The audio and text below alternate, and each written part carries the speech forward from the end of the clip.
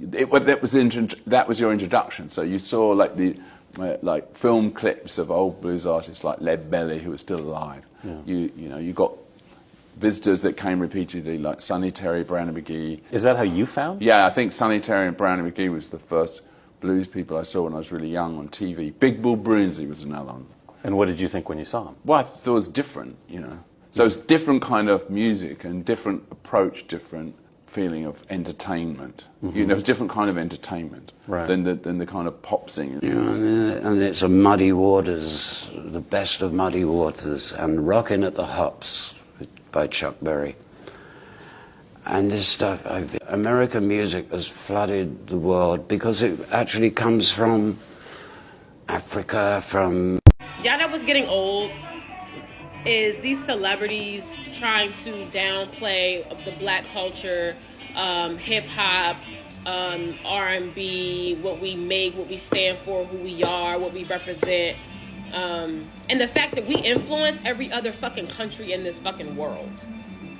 Black Americans, the culture we've created in the midst of extreme cellular and physical, spiritual, mental, emotional oppression, has influenced every sector of entertainment, every industry in this entire fucking world.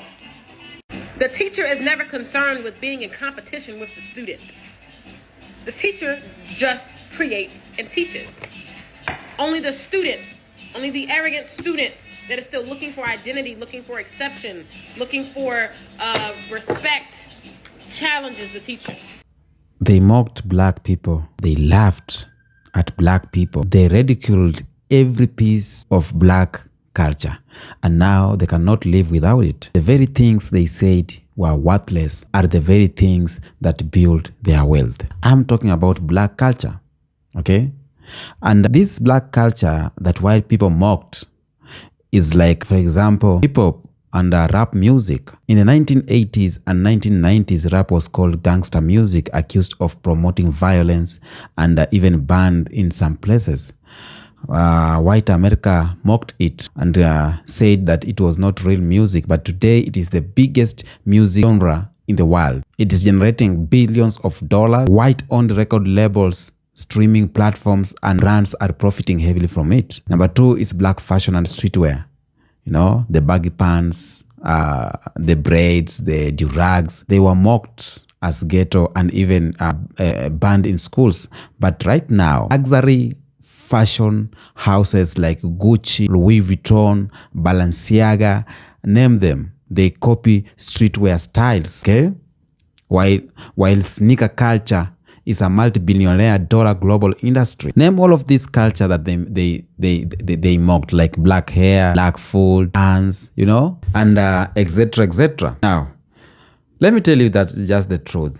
For a number of years, white society has ridiculed the culture of black people. They mocked music, they call it noise. They mocked the food, they call it slave food. They mocked the hair and call it unprofessional. Even the language, they call it broken English. But how did we get here? How did black creativity born from struggle, pain, resistance, and survival, okay? How did it become the fuel for white profit? Why is it that the culture that was ridiculed is now packaged, sold, and marketed? Funny thing is that it's not by us. It is not marketed by us. It is marketed by them, okay? By the very, very people who once despised it, okay? And that's what I'm going to talk about it today. But before I go down to that clip, I want you to watch these videos here. My brothers and sisters talking about culture, and then we'll come back and continue. Well, anybody that say black Americans don't got no culture, you are 100% absolutely wrong. Listen, every single race took something from the black American culture. Everybody loves black American culture, yet nobody want to give us credit when credit is due. You know what I'm saying? They be trying to act like we ain't got no culture. Whole time, we one of the most influential people ever, bro. Black people, and I'm really talking about black Americans, are some of the most influential. I'm talking about from music, fashion, food, hairstyle, man, everything, bro. Everybody be goddamn talking about black Americans don't got no culture. Bitch, come on now. Come on, man. Even goddamn motherfuckers over there in China, Japan, they be trying to goddamn imitate what we do over here. I seen a Chinese nigga. Man, come on, man. Man, everybody be copying shit we do, you know what I'm saying? I'm telling you, if you really pay attention to a nigga, the whole world be copying Black American culture, bro. I promise you, everybody wanna be a nigga, but nobody wanna be a nigga. You know what I'm saying? Everybody wanna, you know what I'm saying, act like us, talk like us, you know what I'm saying, make music like us, wear what we wear. But when it comes to actually accepting the title of being a black person, everybody always say some crazy shit like, nah, I ain't black. My family is from this place, that place. Hey, do your research, bro. Start really paying attention, bro. Start really paying attention to what the fuck going on, bro. Everybody want to be a nigga, but nobody want to be a nigga, bro. You know what I'm saying? Real talk. I'm trying to tell you. You know, I think it should be noted that other countries can't perceive Black American culture because they're living currently in Black American culture. Like, let's just be real. Our influence is strong as fuck. So strong that you even got other cultures that have created genres that directly come from Black America. Almost every other country got a rap genre and an R&B genre. That is Black American. Their styles mimic our styles. Our styles, the way that we dress, the way that we talk, the way that we walk, influence other cultures. Y'all kids are mimicking our kids.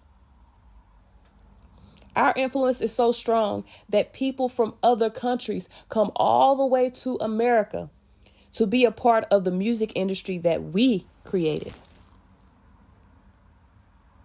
Even our spiritual influence is strong. Do you know how many other nationalities that have converted to Christianity that mimic Black churches and mimic Black pastors?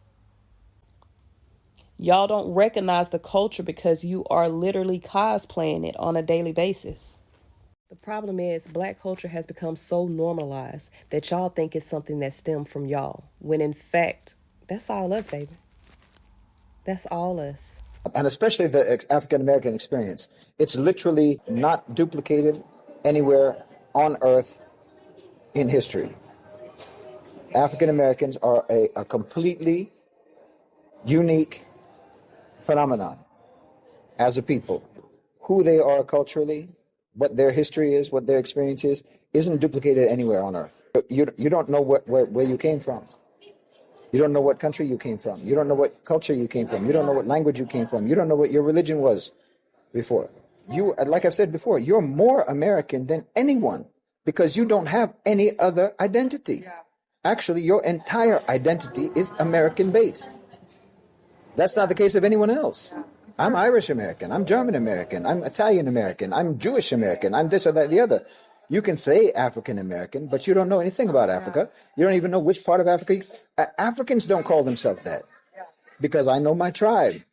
I have my language. I have my region, my country, my whatever. Like me saying European American. I'm not European.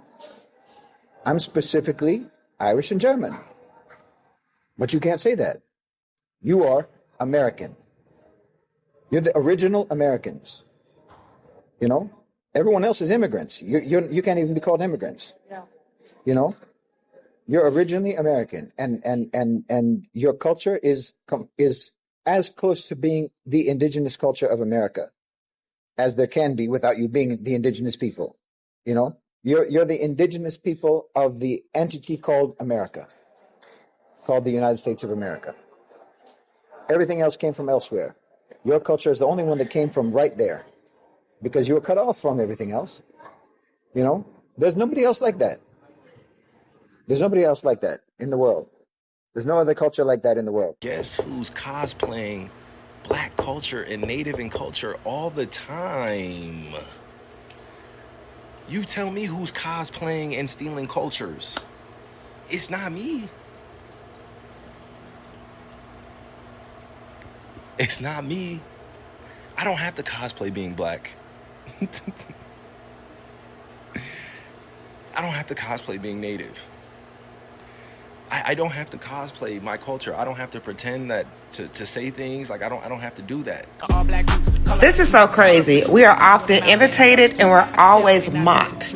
Everybody, if you know what goes viral and what's trending, black women sound, black women, the way we talk, the way we move, everything, even our pain goes viral. What the fuck is this? What is this? Jealousy is real. Like, the jealousy and hate and envy is so real. Because you can't tell me that you're not jealous when you have to do shit like this. You can get your own woman to dress up and shake her ass on you. You have to imitate a black woman. You couldn't have built the biggest economy in the world without us. Right. It was actually built because of us. This is true. The largest reverse transfer of wealth, arguably in world history, in modern history, is black slavery. That's not me making an emotional statement. I'm not throwing darts. It's a fact. It's a fact. Right. I love math because it doesn't have an opinion. Right. And the fact is, we're the largest economy in the world. The fact is, the first millionaire in America came from cotton, financing it out of New York City. Right. The fact is that black slaves were worth more than railroads. Our railroads were arguably the most valuable asset in the 19th and part of the 20th century. But blacks were worth twice that. The fact is that we worked for free for 270 some odd years. Nothing better than free labor. And the fact is that we couldn't create wealth, we couldn't create assets because we were assets. Right. Bought, trade, insured, finance, underwritten. We were literally, whether if you're a bank, if you're a finance company, if you're an insurance company, if you were a trading company, I mean, 1 out of 5 people in the world at a certain point in the 1800s were involved or connected to cotton. Well, where did cotton come from? In the world. It came from us. Right. Slavery was dying as an industry until the cotton mill came along and they needed us to work it. But this perception that we were these sort of simpletons that were brought from Africa halfway around the world just because we were free labor, that's also a fallacy. Right. The reality is we were agricultural geniuses. No one understood land like we did. Right. If you had this sort of these products that require a certain soil and the environment for that soil make it hard to operate in that environment, and it's hard to re-nurture that soil to get it to work again, you need people who understand harsh environments and who have successfully taken soil and brought it back to life. Mm-hmm. That's Africa. That's Africa. And that's Africans. Mm-hmm. So it was very intentional for folks to go halfway around the world, get us, and bring us halfway back around the world and put us to work. But they didn't like the attitude. They didn't like we had too much chutzpah. We had too much energy, too much esteem. Mm-hmm. So they needed the brawn and they needed the brains, but they didn't need they didn't need all that energy we brought with us. So it was an attempt to destroy the spirit, not the body. Come back. Now, we have had the videos talking about culture. This is the culture that they ridiculed, they mocked, but it's the one that is generating the white wealth, you know. They said our music was noise, that hip-hop was just a fad, you know. They said our blues, the jazz, and gospel and reggae, it wasn't real music. But here's the irony. The same music they mocked now drives billion-dollar industries. Hip-hop is the most streamed genre in the world. Rap concerts fill up stadiums across Europe and Asia and America. Black sound has become the soundtrack of global culture. But ask yourself, who is making the real money here? That is the problem that I have it with my brothers and sisters. Because the people of the culture are not the one who are making money. Black people are not the one who are making real money here. Okay? Now, we have white-owned records and we have the artist. Okay? We have the corporation. We have the streaming giants. Black artists pour out their creativity, but contracts trap them. How?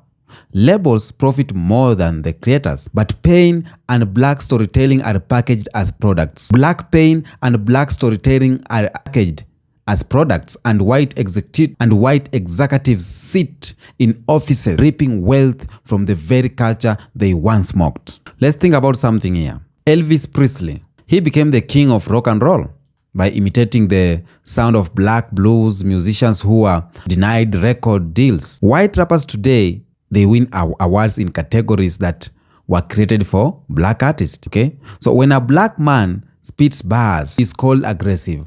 But when a white man does it, he's called innovative, okay?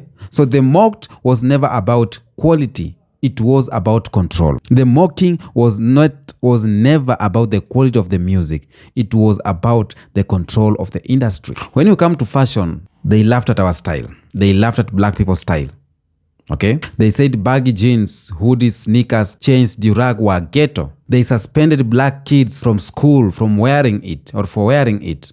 Okay? They told black man to pull up their pants and tried to criminalize streetwear. Right now, streetwear is the luxury fashion industry. $1 billion brands like Gucci, as I said, Balenciaga, Vuitton, they copy the same styles that black youths in the Bronx, in Atlanta, in Lagos, in Kingston created. Sneakers that once got black kids mocked and even killed or even unalived are now sold for 1,000 USD a pair. That I'm saying in the high-end boutiques. Okay? Cornrows that once got black girls told that they were unprofessional are now worn proudly by white models on magazine covers. The same white companies that laughed at durags, now they sell silk head wraps, 3 times price higher. That's what they do. So the mocked was never about beauty. The mocked was about ownership, was about black fashion dictated style. Okay?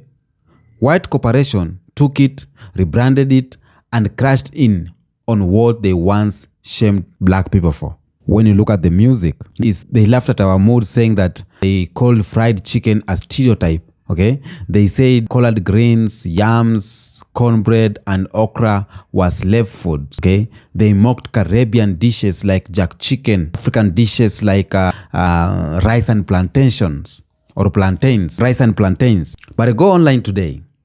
Go to restaurant in New York today. Go to London, in Paris. There's a video my fellow content creator called Lynn Ngugi has done. It is saying this. The poor man's food in Africa is now celebrated and most expensive in America. Now the food they mocked, the food they were calling slave food, now it is their daily, it is very expensive. They are looking for it everywhere because it is natural food. The mock was never about taste of the food. The mock was about control. Black food represents survival. Black food represents creativity with limited resources. Black food represents cultural pride. Okay? So white society mocked it until they realized that they could sell it, until they realized that it is for their own health. And now, what was once slave food is a big business in their countries. When you talk about the hair, there's an episode I've done about, they called our hair like it was unruly. They said afros were unruly. They say dreadlocks were dirty. They say cornrows were called ghetto. It was ghetto, Natural hair was labeled like unprofessional in workplace. But right now, there's a video I've shared with you where ladies, black women walking on the street, and these other people, for example, other races, like for example, white people, they just want to touch the hair. They don't believe it is real. I don't know why.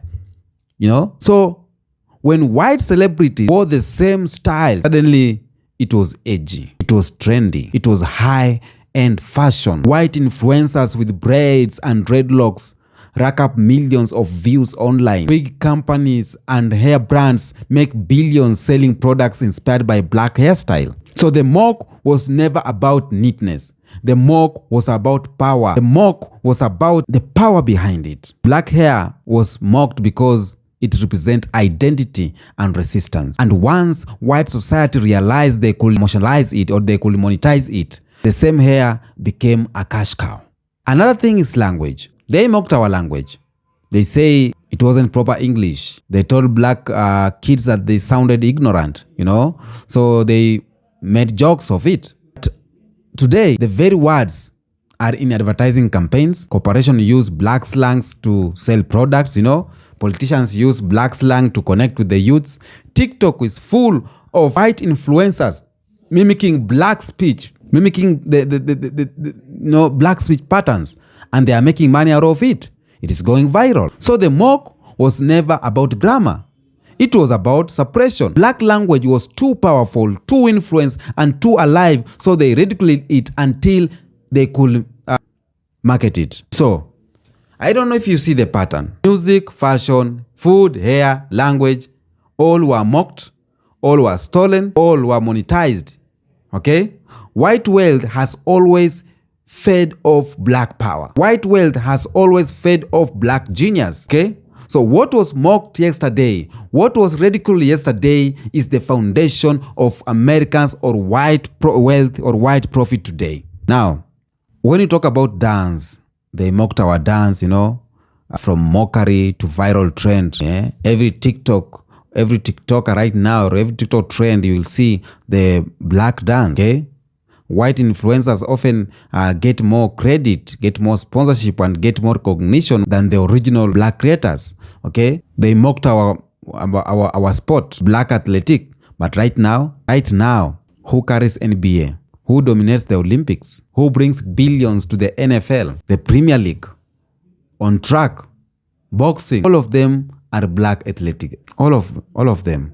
But again, who own the teams? Who control the leagues? Who sign the checks? It is not black people, okay? White billionaires own the institutions, while black athletes are paid well, but never in proportion to the wealth that they generate. We won't deny that. They are being paid well, but not as much as they need to be paid. So the mockery or the ridicule was not about talent. It was about gatekeeping, okay? Black athletics broke barriers, and once white institutions saw money, they open the door, but keep the keys. So I'll say this. There's a lot of things they ridiculed about black people. And the biggest truth is the ridicule did not stop at America or only. Africa culture was called primitive. Caribbean culture was called uncivilized. But right now, Afrobeats is global. Reggae is eternal.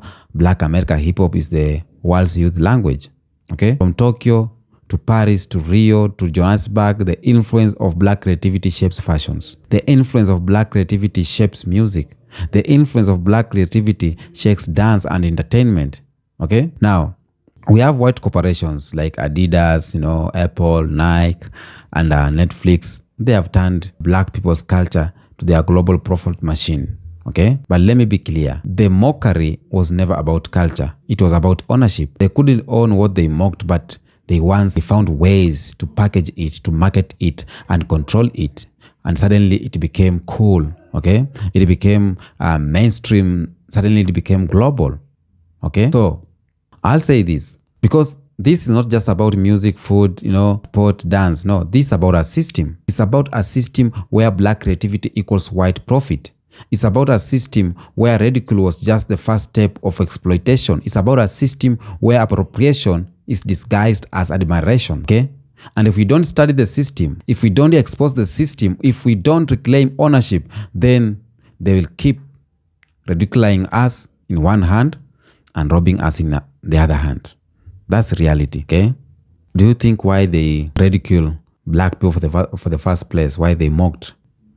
Do you know why they mocked our food or hair or language? It is because they wanted control. Okay? It's a weapon. When you ridicule something, when you mock something, you make it seem worthless. Okay? And once something is seen as worthless, the people who created it lose the power to protect it. Even if you have built a car from scratch and then somebody will say, it's not looking good. Already they have made you feel like it is less. So you will leave it alone. So it was a strategy. Okay? White society ridiculed black culture and strip its value in the eye of the world. Okay? They wanted black people to feel ashamed of what was theirs. They wanted us to abandon our own creation, because once we abandon them, they could just pick them up, polish them, rename them, and sell them back to the world. Think about this. When black women wore their natural hair, they were told it was ugly. But once white models started wearing the braids, suddenly it was a fashion. When black youths said that is lit, it was just a slang. But once a white influencer said it, suddenly it was cool. Okay? When black musicians invented jazz, blues, and rock, it was called ghetto. But when white brands copied it, eventually, now, ridicule has always been profitable to them. Why? Because it kept black people from owning their creations. Okay? So if they told us our music was just noise, they could pay us. They could just pay us pennies while building billion-dollar industries. If they told us our food was just slave food, they could just laugh while later opening garment restaurant, okay? If they told up our hair was dirty, they could just ban it while later selling products inspired by it. So ridicule protects their profits. What they are doing is to protect their profits. It makes us doubt ourselves. It makes black people surrender ownership. And once ownership is surrendered, they step in and claim the wealth. You know how they do it. When a people are mocked from their culture, they began to question themselves. Mockery eats up confidence. It forces you to hide who you are. It makes you want to fit in instead of standing out. So this was the plan. If black people abandon their own culture out of shame, white society will step in as the version or as the saviors of the, of the test. They could decide what was valuable. They could decide when our culture was cool and who deserved credit for it. That's what they are doing. So do you see that? What they mocked, what they ridiculed, they will sell tomorrow. And what they mock today, they will profit from it tomorrow. What they laugh at today, they will claim as their own tomorrow. But the twist is, no matter how much they copy, they ridicule, no matter how much they steal, the sources is always black, okay? The river of creativity always flows from us, and they can package it, but they cannot create it. So I'll say this, without black culture, white system will eventually collapse. Why? Let me tell you the truth with no hesitation here. The music industry built on black sound. The fashion industry built on black style, okay? The beauty industry built on black features. The sport industry built on black community, or black creativity. So white corporation knows this, and that's why they keep ridiculing white or while stealing, okay? And that's why they keep shaming while profiting. They cannot survive without a very culture they laughed at, okay? And let's call it what it is. I call it a debt. White wealth carries a hidden debt to black culture. Every dollar made from hip-hop, every dollar made from braids, from gospel-inspired music, from streetwear, from soul food, or, it's a dollar rooted in a black creativity, okay? But has that debt been paid? No. They keep ridiculing, they keep mocking, they keep stealing, okay? But the truth is, Africa is rising. Black people are waking up. African youths are reclaiming their culture. Black Americans are demanding ownership from their music, There's a lot of things that is happening. So I'll say this, my good family. The era of ridiculing is ending. The era of ownership is beginning, okay? Black-owned fashion brands are rising. African artists are singing global deals or signing global deals on their own terms, okay? Black creators are calling out cultural theft online. So the tide is shifting. White industries can no longer ridicule, still remain silent. The world sees it and the world knows the source, okay? So I'll say this, at the end of the day, I see this as a prophetic shift because they mocked us while stealing from us, but now the reversal is happening. White nations are declining and their system are collapsing. So that's what it is. Just tell me what you think on the comment section about this video. Do you think our culture is being stolen by our own? Tell me what you think. Until next episode, peace out.